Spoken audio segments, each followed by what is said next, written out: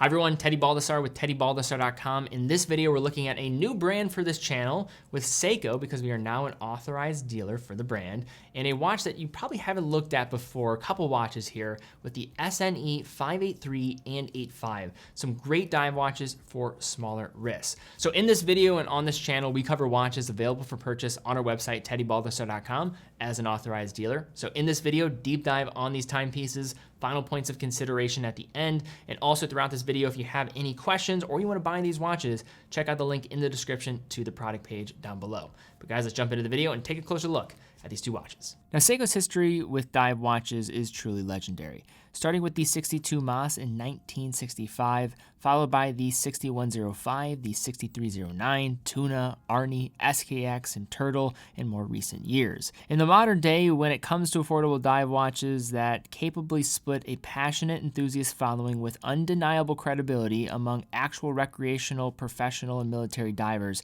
Seiko is, along with perhaps Citizen, right at the top of the pile.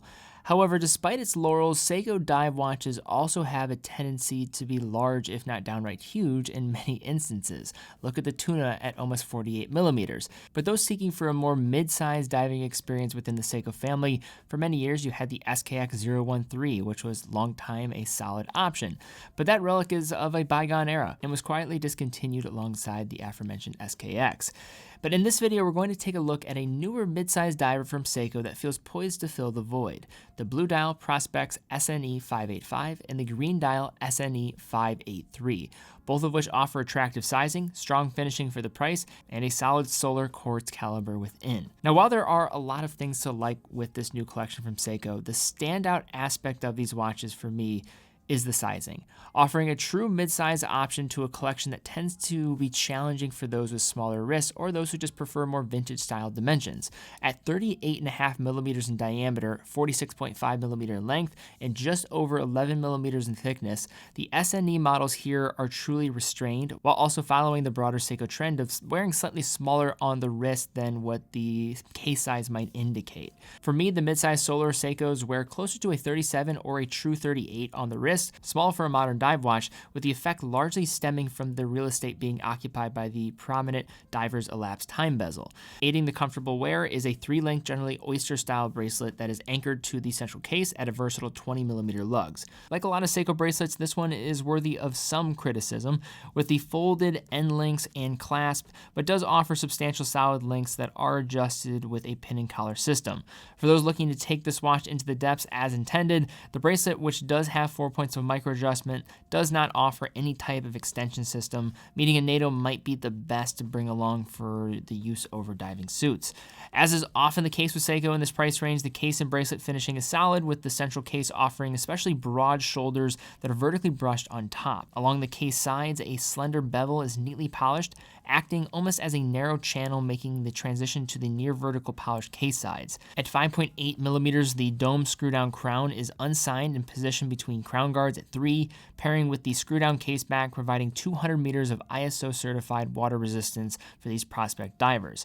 Again, moving towards the front-facing surface, we have a unidirectional 120 clip elapsed time bezel that operates with smooth action and subtle clicks while offering just enough backplay for easy alignment at the 12 o'clock position.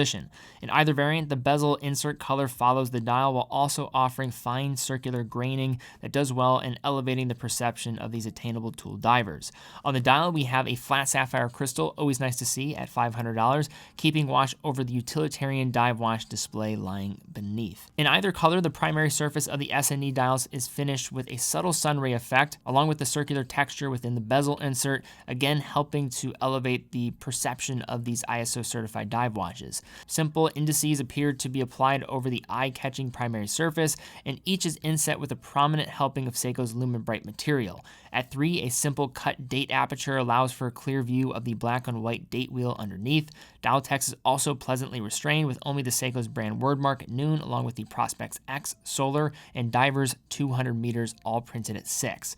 A skeletonized handset playing on Seiko's established diver format manages time telling, with the Arrow minute hand being easy to differentiate from the hour hand in diving scenarios.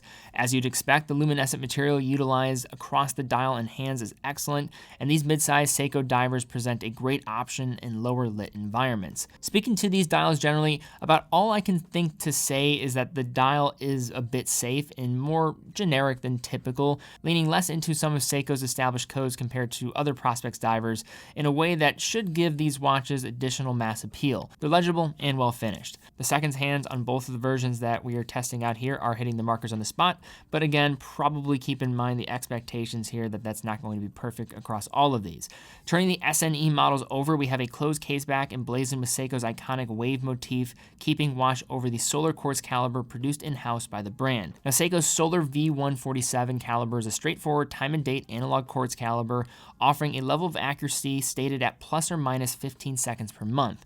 Like a lot of quartz calibers, it's nothing sexy, but does offer improved accuracy, durability, and peace of mind that comes with the quartz, as well as the knowledge that you won't have to worry about battery life changes thanks to the solar charging capabilities. In bright sunny conditions, this caliber requires 9 hours to fully charge, with that full charge offering 10 months of worry-free operation. When the watch requires some juice, the seconds hand will begin to make 2 jumps around the dial just to let you know. And while Citizen has certainly stolen the show in the limelight in the arena of solar-powered quartz with its incredibly popular EcoDrive collection, I do think it's good to see Seiko also throwing their hat in the ring and offering some excellent options here, including the Speed Timer collection of chronographs. These are trustworthy, accurate, easy-to-use calibers that pair well with the intended use case of professional diving and just maybe those that want to push their watches to the limit. And if you are somebody that doesn't like quartz, as I know there are many out there, you do have Seiko's many Prospex divers that have mechanical offerings as well. So now to unpack when looking at these new Seiko Prospex divers. Now, these were ones that jumped out to me, and I think were able to slide underneath the radar quite a bit, just given that they weren't mechanical, and I don't know if people really looked into the specs of these when they were initially unveiled. Now let's talk about some cons and pros here, first starting with some of the cons. First, I think the bracelet isn't great. It is not going to necessarily fall behind what we've seen from other Seiko watches, but that's usually a point where Seiko could maybe do a bit more than what they typically do. In addition to that, you are talking about $500 watches, which isn't incredibly cheap when you're talking about something that is going to be quartz powered. But all in all, I do think these are still worth it for being that kind of beater or just do-it-all style watch that's more of a set it and forget it type of approach. But now let's move over to the pros, and I think the number one thing here is sizing. If you're somebody that likes Seiko's just design and DNA, but wants a contemporary watch from the brand, you don't have that many options, as many of them are going to be to the larger side of things. This one hits right in that sweet spot of wearing like a true 38mm dive watch. So if that's a size that looks great for you and you want on the wrist, this really is the one to go for. Also, for those that actually can see the upside of having a solar and quartz powered movement, this is absolutely going to do the job and you do not have to worry about it. Finishing on these watches are not cutting any corners whatsoever. This is right on par with some other Seiko watches that you're going to find in the range, and doing a very good job at that, particularly in the bezel insert and on the dial. And then also to go along with it, great lume, and then the ISO 6425.